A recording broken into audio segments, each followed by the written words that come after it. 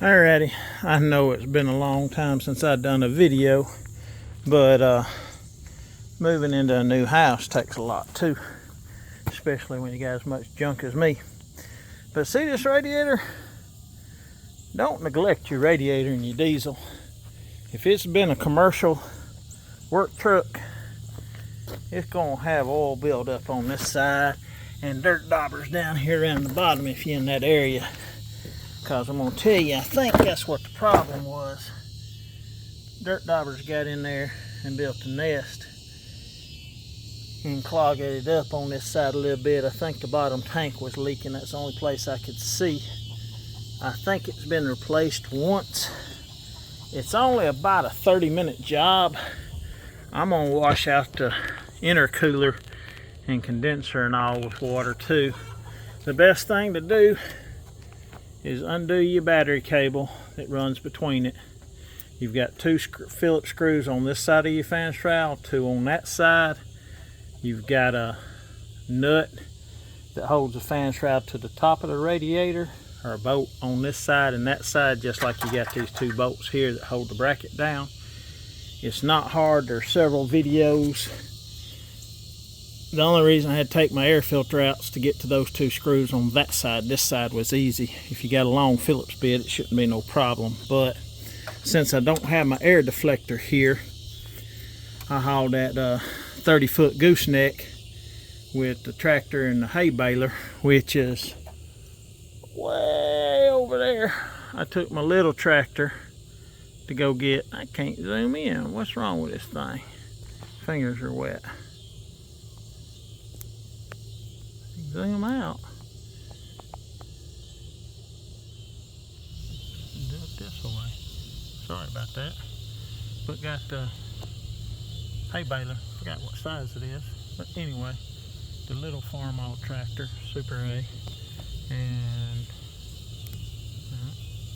go back out. There we go. Anyhow, this thing acting retarded. Wash my fingers. I'm gonna engine gunk it. I had a little antifreeze right here. I smelt it. My expansion tank was dry when I got home, and my gauges never run hot until the next day when I cranked it up and went a few miles. So hopefully I ain't blow no head gasket. There ain't no antifreeze up on top. This thing has already had the EGR delete. Probably oil cooler replaced, I'm hoping. But I'm gonna clean out the front of the grill and everything with the intercooler because it's dirty. The bottom of the fan shroud needs to come out before the radiator does because it'll hang on this wire and all, and this has been replaced. And I'm thinking it might be going out. That might be why, because I heard it racing up, kind of freewheeling. So I might have to see about replacing it, which I know that sucker ain't cheap. And they got an upgrade for the 6.7, I think, that'll fit it or something. I don't know. I have to do some research on that. I ain't positive. But anyhow, it's due for an oil change, and trans needs to be changed too. Luckily I got all the filters and the oil, so motor needs oil change. Anyhow, I'm gonna go pick up a radiator tomorrow. These things, I'd hate to know what Ford cost. Probably $600-700 because aftermarket AutoZone's $480, Napa's $460, Taxonol's $470, somewhere around in there. We got a local distributor called Radiators Incorporated, or Radiators Warehouse, said $210. So I took this thing out to carry it with me to make sure. I'll go tomorrow. There's the two little clips that hold the top of the radiator. Now there's two different kinds of trans coolers. This screws in and it's got a flared fitting that screws in and locks into it. Some of them have a quick connect like a gas line. So that's one reason I'm taking this out to carry it with me, to make sure I get the right one. Those screw in might be the same on both, don't know.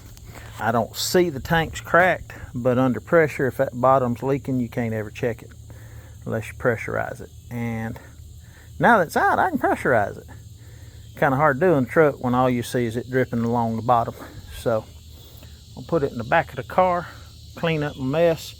I poured 2 gallons through my expansion tank the other day and it all run out. I got a dead spot on the grass over there. I pulled it over here and I lost probably about, I don't know, 1/4 of a quart of trans fluid, but like I said, it needs to be exchanged out anyway. I'm gonna cover up my open hoses to keep anything from crawling in it tonight. Put this in there and I'm gonna call it a day. Sorry about my fingers, but I gotta clean the core support and fan shroud too. So I'm fixing to get water on everything. That's why I said I'm gonna cover the stuff up. Get my tools in the truck, lock it up. And I don't have a lot of water pressure up here. 400-foot elevation above sea level ain't much. I'm gonna have to see if it's out the street that I ain't got water pressure, because the line from there to there had 2 breaks in it, got couplers tightened up, quit leaking, but I still don't have any. But they went to the well first and then they went to the house. So might be a pressure regulator valve in there. There's an old one, ain't hooked up, so there's a new one somewhere maybe, but can't get in there. Ain't no power in there or nothing. So run some power out there. I'm gonna take the lid off of it because there's a lot of snake skins in there and there's a lot of snakes around up here. So anyhow, hope this helps somebody. This is an 04 F350 6-liter diesel Radiator. I could get you the measurements, but if the tag's on that one tomorrow, I'll do an update. Appreciate y'all.